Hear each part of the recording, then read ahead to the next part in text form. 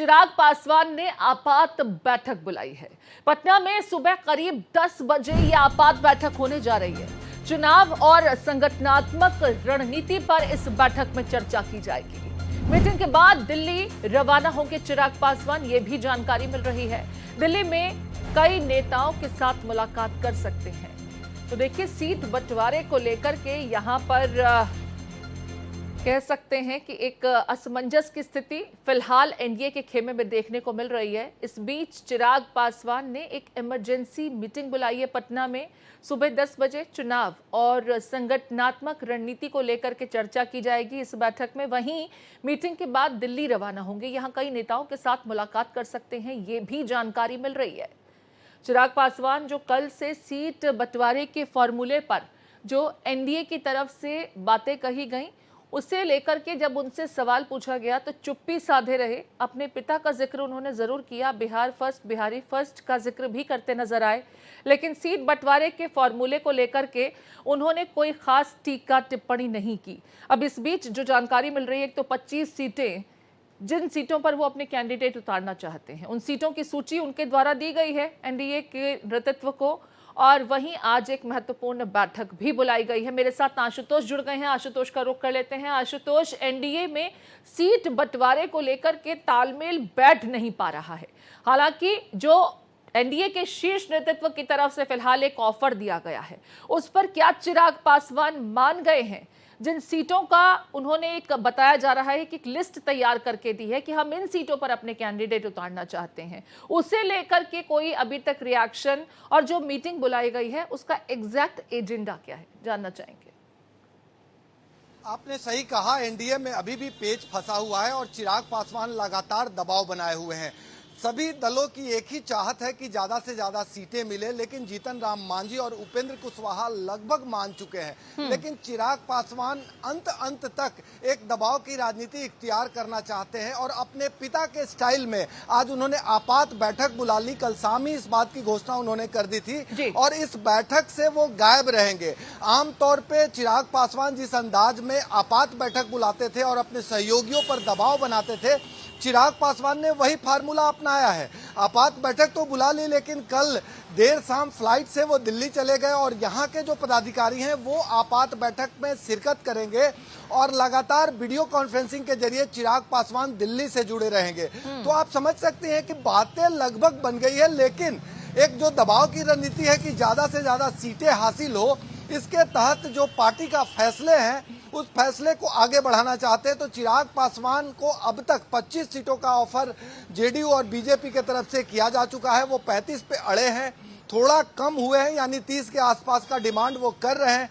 लेकिन अभी भी बीजेपी और जेडीयू ने साफ साफ कहा है कि हम 25 सीटें देंगे। उसमें भी तो चिराग पासवान ने अपनी मनमाफिक सीटों की एक सूची पकड़ा दी है, कहा है कि इन सीटों पर हम अपने कैंडिडेट उतारना चाहते हैं, आप देख लीजिए। ठीक है, बने रहिए यहाँ पर आशुतोष। इस बीच अपने दर्शकों को यह भी बता दें कि मुख्यमंत्री नीतीश कुमार ने एक बैठक बुलाई है। बिहार चुनाव को लेकर के जेडीयू नेताओं की मीटिंग मुख्यमंत्री नीतीश कुमार द्वारा बुलाई गई है, जिसमें सीट बंटवारे और उम्मीदवारों के चयन को लेकर चर्चा की जाएगी। सुबह करीब 10 बजे पटना जेडीयू ऑफिस में ये बैठक बुलाई गई है। तो देखिए, एक तरफ चिराग पासवान बैठक बुला रहे हैं, वहीं नीतीश कुमार भी सीट बंटवारे को लेकर के जेडीयू ऑफिस में बैठक 10 बजे करने जा रहे हैं।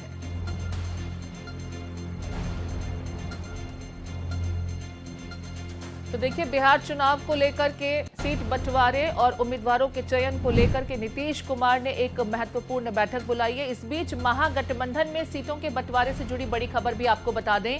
आरजेडी ने कांग्रेस को एक प्रस्ताव दिया है। आरजेडी ने 3 डिप्टी सीएम का प्रस्ताव कांग्रेस पार्टी को सौंपा है।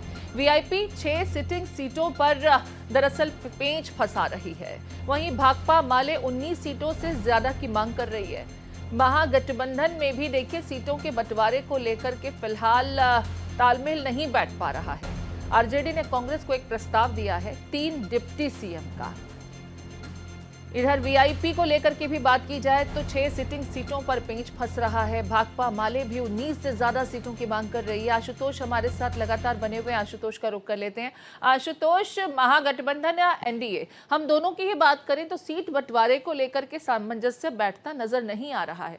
खास करके अगर हम महागठबंधन की बात करें तो वहां तो ज्यादा डिमांड्स हैं, महत्वाकांक्षी ज्यादा हैं पार्टियां। देखिए, दोनों घटक महागठबंधन जो है, यानी दोनों खेमे में इस तरह के अफरा तफरी की स्थिति है। एनडीए में थोड़ा कम और महागठबंधन में कुछ ज्यादा है। एक तरफ मुकेश सहनी लगातार डिप्टी सीएम और ज्यादा से ज्यादा सीटों की मांग कर रहे हैं, दूसरी तरफ जिस तरह से भाकपा माले के दीपांकर भट्टाचार्य ने साफ साफ कहा है कि कम से कम 30 सीटें, जबकि आरजेडी की तरफ से 19-20 सीटों का ऑफर किया गया है। अब ऐसी स्थिति में तेजस्वी यादव को लग रहा है कि यदि हम 3 डिप्टी सीएम के नामों की घोषणा कर देंगे तो इन लोगों की सीटों की संख्या में कमी आएगी। तो लगातार एडजस्टमेंट बैठाया जा रहा है। महागठबंधन के जो बड़े नेता हैं वो ये तय करने में लगे हैं कि किस तरह से हम इस पूरे मामले को निपटा लें, क्योंकि महागठबंधन के तमाम घटक दलों की यही इच्छा है कि ज्यादा से ज्यादा सीटें और श्योर सीट, यानी जो कंफर्टेबल सीट है वो सीटें मांग रहे हैं महागठबंधन के नेता। और ऐसी स्थिति में तेजस्वी यादव बड़े भाई की भूमिका में है, इसलिए उन पे सबसे ज्यादा दबाव है। 145 से घटकर 130 तक आरजेडी पहुंच गई है, क्योंकि महागठबंधन में शामिल दलों को भी संतुष्ट करना है। ऐसी स्थिति में कांग्रेस की तरफ से 2 बजे पीसी भी आयोजित किया गया है, जो सदाकत आश्रम में होगा। अशोक गहलोत सहित कई कांग्रेस के दिग्गज नेता पीसी में होंगे और अपनी पार्टी का रुख साफ करेंगे। तो कांग्रेस जहां जमीन तलाशते हुए अपने को मजबूत कर रही है, वहीं लेफ्ट पार्टियां भी दबाव बना रही है। तो महागठबंधन में भी यही कमोबेश खींचतान है। वहीं एनडीए में भी चिराग पासवान लगातार दबाव बनाए हुए हैं कि ज्यादा से ज्यादा सीटें उन्हें हासिल हो सके। जी ठीक है, बहुत ज्यादा वक्त हालांकि बचा नहीं है। 10 तारीख को गजट नोटिफाई भी हो जाएगा, नामांकन की प्रक्रिया भी इसी के साथ शुरू हो जाएगी। तो ऐसे में जल्द ही किसी फॉर्मूले पर पहुंचना होगा इन सभी पार्टियों को। बड़ी खबर पर नजर बनी रहेगी। फिलहाल तमाम जानकारियों के लिए आपका बहुत शुक्रिया आशुतोष।